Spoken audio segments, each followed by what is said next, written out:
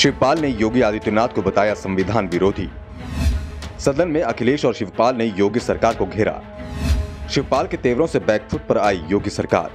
UP विधानसभा में इस बार नजारा बदला हुआ है। अब तक सत्ता पक्ष विपक्ष में हावी दिखता था, लेकिन इस बार विपक्ष बराबरी की टक्कर दे रहा है। कई मौकों पर विपक्ष सरकार पर हावी होती दिखाई दी। सदन के अंदर, सपा के अंदर भी नजारा बदला हुआ था। बैक बेंचर बना दिए गए शिवपाल यादव को पहली बार कतार में जगह मिली थी और इसका असर शिवपाल के तेवरों में भी दिख रहा है। और उन्होंने योगी आदित्यनाथ पर जमकर निशाना साधा और सीएम योगी को उनकी ही भाषा में जवाब भी दिया। योगी आदित्यनाथ ने समाजवाद पर निशाना साधा था। योगी ने कहा था, समाजवादी पार्टी के नेता खुद को ताकतवर बनाने के लिए समाजवाद का इस्तेमाल करते रहे। देश समाजवाद से नहीं चलेगा बल्कि राम राज्य से चलेगा। समाजवाद के बारे में कहा जाता है कि यह एक मृग तृष्णा है जो अमीरों को गरीब बनाता है, गरीबों को गुलाम बनाता है, बुद्धिजीवियों को बेवकूफ बनाता है। समाजवाद दुनिया के अंदर कहीं भी समृद्धि नहीं लाया, देश को सिर्फ राम राज्य से चलने की बात कही।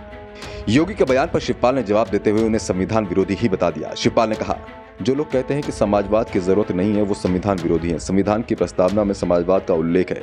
हम सभी विधायकों ने संविधान की शपथ ली है। ये कहना कि समाजवाद की जरूरत नहीं है संविधान विरोधी कथन है। समाजवादी डॉक्टर राम मनोहर लोहिया, जयप्रकाश नारायण और आचार्य नरेंद्र देव जैसे राष्ट्र नायकों का सपना था।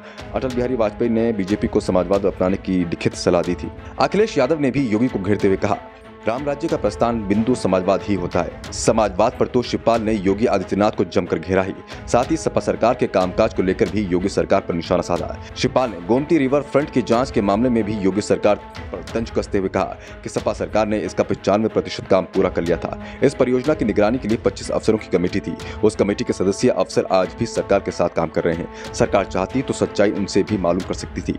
किसी अधिकारी ने स्वार्थ में झूठ बोल दिया तो बीजेपी सरकार ने परियोजना का काम रुकवा दिया। जांच चल रही है, सरकार को सब कुछ पता है, फिर भी जांच चल रही है, इसमें कुछ भी नहीं निकलेगा। वैसे सदन के अंदर योगी और शिवपाल के बीच कई बार हुई बयानबाजी से सदन में ठहाके भी लगे।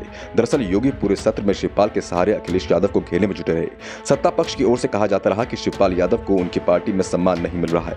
सीएम योगी ने तो खुलकर कह दिया, आप साथ होते तो कुछ और बात होती। जवाब में शिवपाल भी बोले, हम 3 साल आपके संपर्क में रहे, आपको सब पता है। एक बार तो सीएम योगी आदित्यनाथ ने यहाँ तक कह दिया कि आपको देखकर महाभारत की याद आती है, कब तक आप अपमान सहते रहेंगे। इस तरह से जब अखिलेश ने शिवपाल की सुरक्षा बहाल करने की बात कही तो जवाब में सीएम ने कहा, हम सुरक्षा तो दे देंगे, पहले आप उन्हें सम्मान तो दें।